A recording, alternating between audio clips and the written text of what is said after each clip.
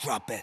TBS FM 현재 상황 문제 파악 맥락에 집중 묵직한 질문 흔들리지 않는 중심의 축제 일구 몸쪽 꽉 찬 돌직구 쇼미더뉴스 세상을 바라봐 어제의 뉴스가 오늘의 변화 쇼미더뉴스 진실을 찾아봐 오늘의 뉴스가 내일의 역사 쇼미더뉴스 꼭 알아는 뉴스만 골라서 전해드립니다. 쇼미더 뉴스 전열분들입니다. 뚱커벨 인사이드K 배정찬 소장입니다. 힘내십시오. 뚱블리 정상근 시사 전문 기자입니다. 네, 안녕하십니까. 네, 어제 누리 올라가는 거 다 봤죠? 네, 봤습니다. 감격적이더라고요. 네. 네. 무슨 생각 들었어요? 허리케인이 생각나더라고요. 왜요?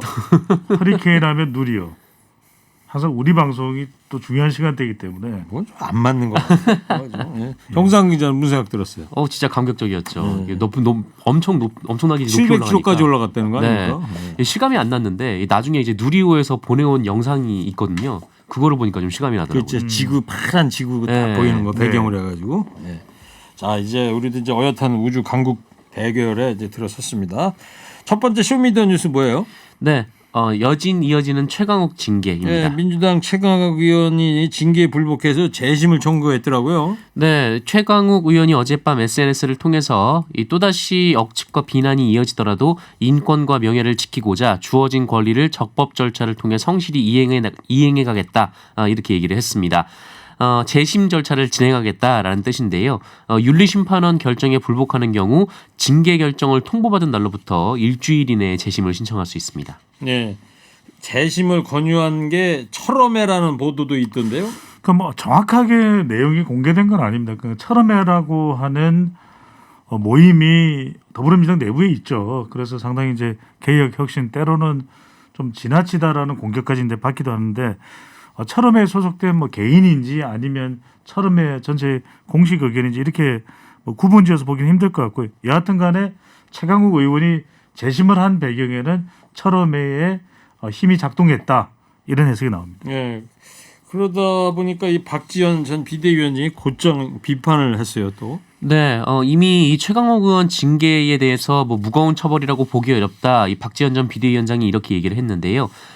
이 최강욱 의원의 이 재심 신청에 대해서 즉각 반발을 했습니다.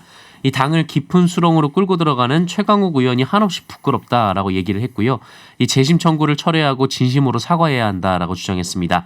그리고 징계가 과도하거나 부당하다고 주장한 이 철험회 의원들 그리고 일부 강성 지지층들도 부끄럽다 이렇게 날을 세웠습니다. 이 박지원 전 비대위원장 같은 경우에는 최강욱 의원에 대한 6개월 당권 정지가 약하다 이런 입장인 거 아닙니까 지금? 네, 그렇게 입장을 밝힌 바 있습니다. 민주당 내외에서 이 박지원 전 원위원장의 행보에 대해서 설왕설래가 이어지고 있는데요. 김남국 의원이 이런 이야기를 했습니다. 한번 듣고 오겠습니다. 팬덤에 취한 건 오히려 박지원 비대위원장이 아닌가 생각이 드는데요. 본인 팬덤에 취해가지고 막 춤추면서 남한테는 팬덤에 취하지 말라라고 하는 것은 조금 굉장히 모순적인 주장이 아닌가라는 생각이 듭니다. 당 내에 안팎의 많은 분들의 의견을 좀 더 경청하는 게 필요하다라고 생각이 들고요. 가장 중요한 것은 자신의 생각만 옳다라고 고집하지 않는 그 자세가 매우 중요하다라고 생각이 됩니다. 이준석 당대표보다 훨씬 더 발언이 굉장히 좀 아집에 갇혀있는 그런 모습이어서 안타깝다라는 생각이 듭니다. 전당대회에서는 출마를 최고위원이나 당대표 출마를 해서 당원들과 좀 국민들의 판단을 받아보시는 것도 좋을 것 같다라는 생각이 듭니다. 네. 자, 김남국 의원이 박지원 전 위원장에 대한 평가를 했어요. 네, 고민정 의원이 또 발언했던 내용하고 뭐 크게 다르지 않습니다. 한 방송에 출연을 해서 김남국 의원도 한 4가지 정도를 이야기합니다. 첫 번째로는 박지원 전 비대위원장도 여기저기로부터 듣는 의견에 좀 춤을 추고 있는 것 아닌가. 춤추듯이 그렇게 결정을 하거나 또 의견을 제시해서는 곤란하다. 정교하게 이렇게 정리되지 않은 자기 의견을 이야기하기보다는 좀 경청하라. 이런 얘기를 했는데 아주 선소리를 냈어요. 그러니까 이준석 국민의힘 대표보다 더 아집이 있는 것 같다. 이런 이야기를 했고요. 마지막에 그런 얘기 들었죠? 네, 제일 마지막으로 이런 이야기를 했죠. 이번 전당대회에 당대표든 최고위원이든 출마해서 평가를 받는 것이 낫지 않겠냐라는 의견도 제시를 했습니다. 네. 박지원 전 위원장이 본인 SNS에다 이렇게 글을 올렸어요. 우선 가장 큰 이번 폐의는 검수완박이었고 거기에다가 성희롱성 발언과 2차 가해도 원인됐다. 그리고 이 모든 패인의 중심에는 철험회가 있었다. 팬덤에 취한 철험회가 당을 국민과 멀어지게 했다. 이렇게 말하면서 철험회 해체론을 또 주장을 했던 거고요.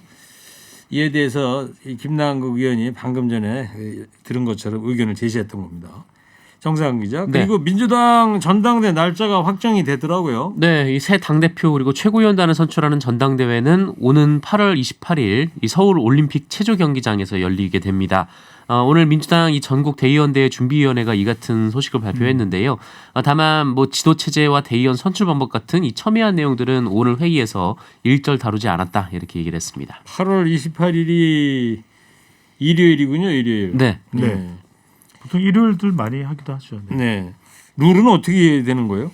룰은 뭐 기존대로랍니다. 바뀌지 않는다면요. 그래서 크게 방금 전에 정상근 기자가 이야기했듯이 전당대 준비위원장이 안규백 의원입니다. 차기 지도부의 구성 및 선출 방식에 대해서는 다음 주에 논의를 하겠다. 그러니까 전당대 일자를 이야기하는 시점에 그것까지 이야기하기는 더 부담이 된다는 이야기일 것이고요. 청취자분들이 이 두 가지를 뭐라고 생각하시면 되냐면 첫 번째로는 당대표와 최고위원을 동시에 선출하느냐. 네. 그러면 이제 최고 득점자가 이제 당대표가 되고 그다음에 이제 최고위원이 되는 순서가 되는데 지금까지 민주당은 당대표와 최고위원을 분리해서 투표를 했습니다. 그래서 그렇게 가느냐 아니면 같이 선출을 하느냐. 국민의힘은 같이 한 거죠. 그렇습니다. 순서대로. 네. 또 하나 이제 두 번째 쟁점은 전당대 룰입니다. 이것 때문에 상당히 시끄러워질 수밖에 없는데 자, 기존은 어떠냐. 현행대로라면 대의원 45%, 권리당원 40%. 그러니까 이 대의원과 권리당원이 85%로 압도적입니다. 국민 여론조사는 10%인데 이걸 한 국민 여론조사를 한 50%까지 늘리자. 이런 부분의 제안에 대해서는 다음 주에 본격적으로 논의하겠다는 입장입니다. 그러니까 8월 28일 날 선출되는 대표하고 최고위원들이 2년 뒤 총선까지 가는 건가요? 임기가 어떻게 되는 거죠? 그렇죠. 총선까지 가죠. 2년 가는 건가요? 네, 그래서 이제 2년입니다. 공천권을 행사하게 된다. 영향력을 주게 된다라는 얘기가 나옵니다. 네, 여러 이제 후보들이 이제 물망에 오르고 있는데 자, 과연 이제 또 화제의 인물이 이재명 의원인데 이재명 의원이 8월 28일 전당대회에 대표로 출마할까요? 두 분 예언을 좀 부탁할게요. 출마. 저도 출마. 네. 이 정답이 같이 나오면 안 되는데 좀 다르게 좀 해주셔야 되는데. 그렇다고 해서 같은 생각을 억지로 다르게 할 수는 없잖아요. 알았어요. 예. 자, 이번에 국민의힘 얘기 좀 해보자고. 이준석 국민의힘 대표 징계가 오늘 저녁에 이제 나오는 거죠? 네, 오늘 오후 7시에 이 중앙윤리위원회가 열립니다. 열리고 여기서 이제 이준석 대표의 성상납 증거인멸 교사 의혹을 심의를 하게 되는데요. 오늘은 김철근 당대표 정무실장을 불러서 그 이준석 대표 의혹과 관련된 사실 관계 확인 절차를 진행할 예정이라고 하는데 이 김철근 실장이 이 성상납 의혹 제보자인 장모 씨를 만나서 이 7억 원 투자각서로 써줬다 이런 의혹을 받고 있는데 이 과정에 이제 이준석 대표가 개입했는지 여부가 핵심이 될 것으로 보입니다. 예. 그래서 뭘 교사를 했다는 게 뭘 교사를 했다는 혐의를 받고 있는 거예요? 그러니까 이준석 대표가 이제 성상납을 받았다 이런 주장을 하는 사람에게 이 대표의 정무실장이 가서 7억 원 투자를 유치해주겠다 이런 식의 그러니까 무마를 하려고 폭로하지 했다라는 말아달라. 그것이 이제 의혹인 거죠. 이준석 대표는 현재 부인을 하고 있습니다. 그래요. 지금 네 가지 징계가 지금 눈앞에 기다리고 있는 거 아닙니까? 이 징계 수위에 따라서 어떤 상황이 도래할지 좀 배 수장이 전망을 좀 해볼래요? 그렇습니다. 우리 시간을 통해서도 분석을 해드린 바가 있었는데 4단계입니다. 가장 이제 강한 것이 제명이고요. 그 다음에 이제 제명이라는 것은 당에서 이제 축출을 하는 것이죠. 그 다음에는 이제 스스로 나갈 가장 강력한 처벌이 되는 거죠. 네, 네 가지 중에 제일 높은 게 제명이고. 제명이고요. 그 다음에 이제 탈당 권유. 그러니까 이제 자발적으로 스스로 나갈 수 있도록 조치를 하는 것이고 당원권 정지가 있습니다. 이게 최강욱 의원이 받은 것이 이제 6개월간 그렇죠. 당원권 정지고 경고 이렇게 했습니다. 예. 그러니까 당원권 정지부터가 이제 문제가 되는데 당원권이 정지되면 이 당 대표 자리를 내놔야 됩니다. 예. 당원권이 정지되기 때문에. 그런데 지금 이준석 대표가 두 가지를 이야기하고 있는데 무슨 이야기를 하고 있냐면 나는 경고도 받을 수가 없다 이렇게 이야기를 하고 있고 또 어제는 이런 이야기를 했습니다. 이준석 국민의힘 대표가 전쟁보다 어려운 게 정치 싸움이다. 네. 이렇게 신경을 토로했는데 지금 그래서 많은 분들이 궁금하신 것이 오늘 7시에 열리게 될 이 윤리위에서 뭐 결과가 나와요. 그럼 어떤 결과가 나와요? 근데 실제 오늘 결과가 안 나올 가능성이 상당히 높습니다. 그리고 이 윤리위의 판단 여부도 오늘은 논의를 하겠지만 상당히 또 뒤로 미뤄질 가능성도 있을 것으로 보입니다. 지금 뭐 취재가 된 얘기입니까? 그런 관련 보도들을 막 난 거죠. 그래요? 네. 오늘 안 나오면 연기가 된다는 어제도 얘기입니까? 말씀드렸잖아요. 왜냐하면 당사자가 이준석 국민의힘 대표인데 오늘 소환되지 않으니까 당사자 없이 최종 결정을 내리기는 힘들 것이다. 그래요? 라고 알겠습니다. 집중을 좀 해주시고요. 아니 집중은 하는데 좀 약간 좀 이상해가지고. 예. 계속 자, 어제도 청취자 설명해요. 의견을 좀 재심 청구는 권리다. 재심 결과를 지켜보는 것이 도리다. 나만 옳다는 것은 오만이다. 박지원 씨는 좀 더 심사숙고해서 발언해야 한다. 또 더불어민주당은 싸우다가 존재감은 사라지고 이슈 이런 의견들 보내주셨습니다. 자, 두 번째 쇼미더뉴스는요. 네. 이번엔 어민 북송까지입니다. 네, 국민의힘이 이번에는 문재인 정부 시절에 벌어진 어민 북송건 두고 정보 공개 요구하고 있습니다. 네, 이 국민의힘이 이 해수부 공무원 월북몰이 진상규명 태스크포스를 구성하고 어제 첫 회의를 했는데요. 이 TF가 이 3년 전 이 탈북 어민 북송 건도 조사 범위에 넣기로 했습니다. 당시 북한 어민 2명이 귀순 의사를 밝혔었는데 이 문재인 정부에서는 이들이 동료 살해 혐의가 있다라는 이유로 이 귀순 5일 만에 북송을 한 바 있거든요. 당시 문재인 전 대통령은 김정은 위원장에게 이 한 아세안 특별 정상회의 초청 친서를 보냈었는데 그리고 같은 날 이 탈북 어민 2명을 추방을 했기 때문에 이 국민의힘 측에서는 이 북한 눈치 보기다 뭐 이렇게 주장을 하고 있는 것 같습니다. 네, 이 탈북 어민 2명이 동료 뭐 16명을 살해하고 12명요. 12명? 네. 예. 그리고 월남했다. 이래 가지고 이제 다시 돌려보낸 건데. 네. 근데 이제 여기에다가 또 김정숙 여사 옷값 관련 자료도 공개될 것 같다고요. 이것도 뭐 상당히 정부가 출범하기 전부터도 논란이 됐던 부분이거든요. 그런데 이제 지난 월요일입니다. 윤석열 대통령이 출근하면서 거의 매일 브리핑을 하잖아요. 어떤 이야기를 했냐면 비공개 자료를 공개한다는 얘기가 나온다. 이렇게 얘기를 했는데 이 부분에 대해서 대통령실이 어떻게 추가 설명을 했냐면 김정숙 여사의 의상비 공개 소송을 포함해 지난 정부의 정보 공개 소송 대응 현황을 전수조사하고 있다. 그러니까 이 김정숙 여사와 관련된 옷값과 관련된 정보도 공개할 수도 있다. 이런 의미로 봐야 되겠죠. 근데 청와대에서는 김정숙 여사 옷값은 전부 개인 카드로 사용했다 이런 입장이었던 거 아닌가요? 그렇죠. 네, 그렇게 입장 바뀌었습니다. 네. 자, 배 시장님 좀 전에 그리고 탈북 어민 12명이 아니라 네. 동료 16명 살해가 맞대는데. 아, 열렸습니까? 예. 아이고, 죄송합니다. 집중해 주시기 바라고요. 예, 예. 자, 제가 국민의힘은 왜 자꾸 전 정권 자료 공개를 요구하는 걸까요? 네, 계속해서 이 얘기가 나오고 있어서 이제 과거 NLL 대화로 공개 논란과 비슷하다 이런 얘기도 이어지고 있습니다. 북한 관련 이슈 같은 경우에는 좀 실체적인 진실이 좀 공개가 되기 어렵거든요. 이게 외교와 관련된 문제여서 비공개 부분도 많고 또 그런 상황인데 그래서 좀 양측이 공개하자 이런 얘기를 하고 있지만 정작 자료가 공개되기는 좀 매우 어려운 상황이고요. 이 NLL 대화론 논란 때도 이 공개하자는 얘기만 지루하게 이어진 바가 있었습니다. 윤석열 대통령도 이 SI 정보는 공개되기 어렵다 이런 입장을 밝혔는데요. 결국 NLL 건 같은 경우에는 공개 결정이 나긴 했는데 이 정작 관련 자료가 대통령 기록물에 없었거든요. 그래서 이제 후지부지 마무리됐던 적이 있었습니다. 민주당 반발이 크게 이어지고 있습니다. 그럴 수밖에 없겠죠. 왜 이 시점에 피살 공무원의 월북 논란도 왜 이 시점이냐, 또 서해 또 어민 관련된 사건도 왜 지금이냐 이런 이야기가 나오면서 이제 이른바 전 정권을 겨냥한 신적폐 청산 아니냐 이런 이야기가 나오고 있는 것이고 전 정권을 겨냥하고 있다. 일종의 보복 수사 이게 보복 행위가 아니냐라는 정치적인 의도가 담겨 있는 것으로 보고 있는 것이죠. 네, 정치적 보복 행위다. 이렇게 본다 이거죠.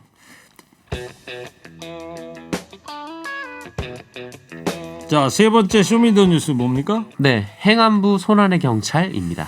자, 시끄럽습니다. 이 이야기도 어제 행안부가 경찰 통제 방안을 발표했어요. 네, 그 이상민 행정안전부 장관의 지시로 이 행안부의 경찰 제도 개선 자문위원회가 구성이 됐었는데 이 자문위원회가 어제 오후에 이 경찰의 민주적 관리 운영과 효율적 업무 수행을 위한 권고안이라는 것을 공개를 했습니다. 이 내용에 따르면 행정안전부가 이른바 경찰국을 신설해서 경찰청에 대한 직접 통제에 나서게 되고요. 이에 따라 경찰의 인사권, 징계권 등 이 경찰 행정 핵심 기능까지 맡을 것으로 보입니다. 그리고 자문위원회는 이 행안부 장관이 경찰청장과 소방청장을 지휘할 수 있도록 지휘 규칙을 만들라 이렇게 권고를 하기도 했는데요. 이렇게 되면 경찰에 대한 수사 지휘권을 행사하는 거 아니냐 이런 얘기도 나오고 있습니다. 네. 그러니까 지금까지는 91년부터 내무부의 외청으로 독립돼 있던 경찰청이 이제 다시 경찰국 밑으로 가는 이런 상황이 되는 건데 이러다 보니까 경찰 내부에서는 중립성, 독립성을 훼손당한다 이러면서 부글부글 끓고 있습니다. 그렇죠. 아직은 이게 이제 비공개되어 있고 경찰이 뭐 집단 행동을 공개적으로 자기 관련된 사안에 대해서 드러낼 수는 없는 일이니까요. 근데 이제 이게 쟁점화되는 것은 방금 전에 제1공익과에서도 말씀하셨듯이 31년 만에 경찰국이 부활한다. 그럼 이거 관련된 이제 여론도 찬반에 엇갈릴 수밖에 없는 것이고 특히 이제 행정적인 부분이 아니라 수사권에 대해서 관여하게 된다면 이게 마치 경찰에 대해서 영향력을 행사한다. 이렇게 또 비칠 수밖에 없는 부분이거든요. 그렇기 때문에 밖으로 드러내놓고 이야기하지는 못하지만 상당히 내부적으로는 격앙돼 있다는 전언이 나오고 있습니다. 그래요. 1987년 1월 달에 박종철 고문치사 사건이 있고 나서 이런 논의가 이제 활발하게 진행이 돼서 91년에 경찰청으로 이제 독립을 한 건데 네.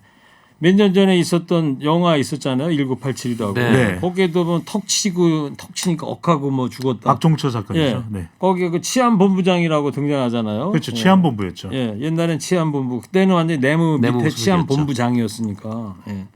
다시 그쪽으로 가는 거 아니냐 경찰에서는 그래서 이제 부글부글 끓고 있는 거예요. 그러니까 이게 무슨 문제가 되냐면 이제 경찰청장의 역할이 모호해지는 겁니다. 왜냐하면 이제 수사권 관련된 부분은 국가수사본부도 나와 있는데 그렇다면 경찰청장이 행정이나 인사권도 또 수사권도 관여를 하거든요. 총괄 관리죠. 그러면 경찰국이 만들어지면 행정안전부에 이 경찰청장이 가지고 있던 권한 역할을 가져가는 것 아니냐 이런 해석이 나오는 거죠. 그러니까 이러다 보니까요, 이 국수본부장까지 국가수사본부장까지 검찰 출신이 오는 거 아니냐 이런 얘기까지 나오고 있어요. 네, 뭐 그런 얘기가 이제 경찰 내부에서 돌고 있는데요. 이 국수본부장의 이 검사 출신이 올 것이다 이런 얘기가 다 퍼진 상태다 이런 언론 보도가 나왔습니다.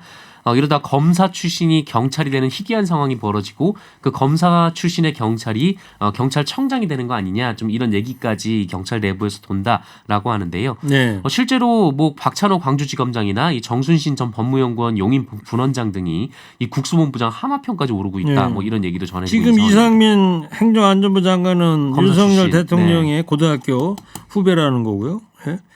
자, 게다가 경찰 인사가 2시간 만에 또 뒤집히는 일이 그러니까요. 있었다고 그러더라고요. 초유의 사태가 벌어진 겁니다. 그러니까 7명의 치안감 우리가 이제 총경만 해도 상당히 직급이 높은 거죠. 그러니까 치안감은 경찰에서도 핵심 고위직입니다. 그런데 치안감에 발령이 났는데 그런데 7시간 만에 이게 뒤집어졌어요. 이게 공직사회에서는 아니 2시간 만에. 그러니까 2시간 만에요. 네.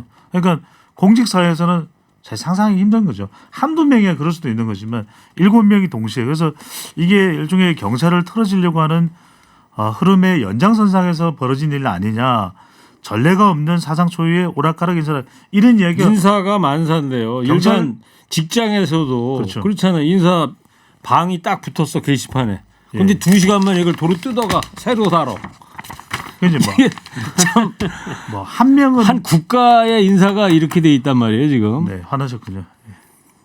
다 했어요? 예. 예. 자, 이 경찰 지휘부에서도 공식적인 우려 목소리가 나오고 있습니다. 네, 어제 김창룡 경찰청장의 주재로 이 전국 시도경찰청장 화상회의가 열렸는데요. 여기서 이 그간의 역사적 교훈과 경찰법 정신에 비춰서 우려가 적지 않다 이런 입장이 나왔고요. 그리고 민주성과 중립성 등 경찰 제도의 기본 정신을 제대로 담지 못했다라고 비판했습니다. 알겠어요. 자, 여기까지 하고요. 예, 청취자분들 의견을 많이 보내주고 계시는데 북한 관련 정치 싸움은 그만했으면 좋겠어요.